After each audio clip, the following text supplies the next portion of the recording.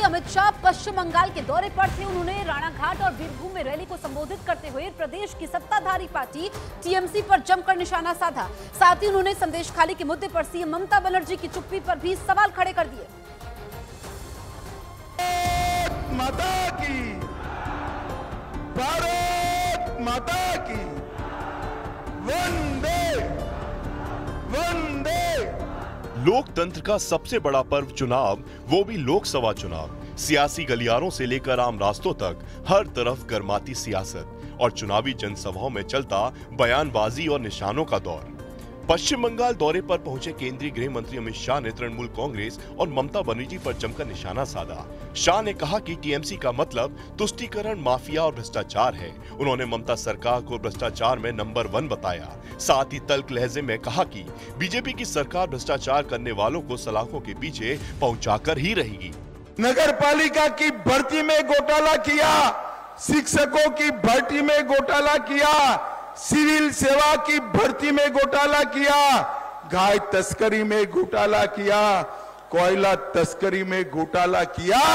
ममता बनर्जी, आपकी सरकार समग्र देश में भ्रष्टाचार पर नंबर 1 सरकार है, नंबर 1 सरकार।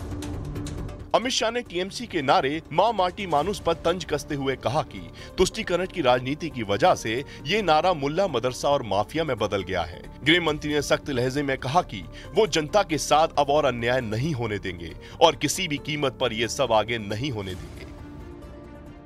मां माटी और मानुस, ये नारे के साथ ममता बनर्जी बंगाल की मुख्यमंत्री बनी और देखते देखते तुष्टीकरण में मां माटी और मानुस का नारा मुल्ला मदरसा और माफिया में बदल गया। मुल्लाओं को खुली छूट दी है, मदरसों को हमारा धन दिया जाता है और माफियाओं को गरीब जनता पर लूटमारी करने के लिए खुला छोड़ दिया। शाह ने बंगाल में 30 सीटों पर जीतने का दावा किया। उन्होंने कहा कि इस बार लाल मिट्टी पर भगवा तूफान आने वाला है। साथ ही उन्होंने ममता बनर्जी को चेतावनी देते हुए कहा कि इस बार उनका जीतना नामुमकिन है।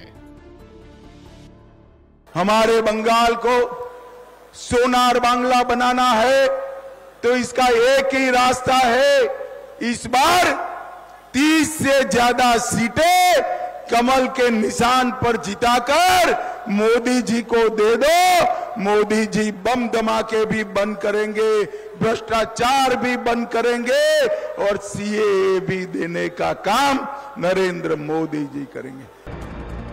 अमित शाह ने चुनावी सभा के दौरान बंगाल की माताओं और बहनों को आश्वस्त किया कि उन्हें अब चिंता करने की जरूरत नहीं है। संदेशखाली के गुनहगार को उल्टा लटकाकर सीधा करने की जिम्मेदारी अब बीजेपी की है।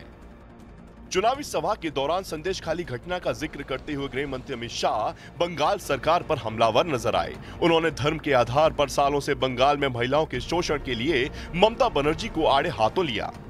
ममता बनर्जी को शर्म आनी चाहिए। एक महिला मुख्यमंत्री रहते हुए सालों तक धर्म के आधार पर महिलाओं का शोषण किया गया, उनके ही नेता ने किया। मैं आज बताना चाहता हूं, सीबीआई जांच कर रही है। बंगाल की माताओं बहनों को चिंता करने की जरूरत नहीं है। संदेशखाली के गुनहगारों को हम उल्टा लटकाकर सीधा करने का काम ये भारतीय जनता पार्टी करेगी। अमित शाह ने बंगाल के लोगों से आह्वान किया कि बीजेपी को जिताकर बंगाल को सोनार बांग्ला बनाने में मदद करें। गृह मंत्री अमित शाह चौथे चरण के चुनाव से पहले नदिया जिले के राणाघाट लोकसभा सीट से बीजेपी प्रत्याशी के समर्थन में चुनावी रैली को संबोधित कर रहे थे।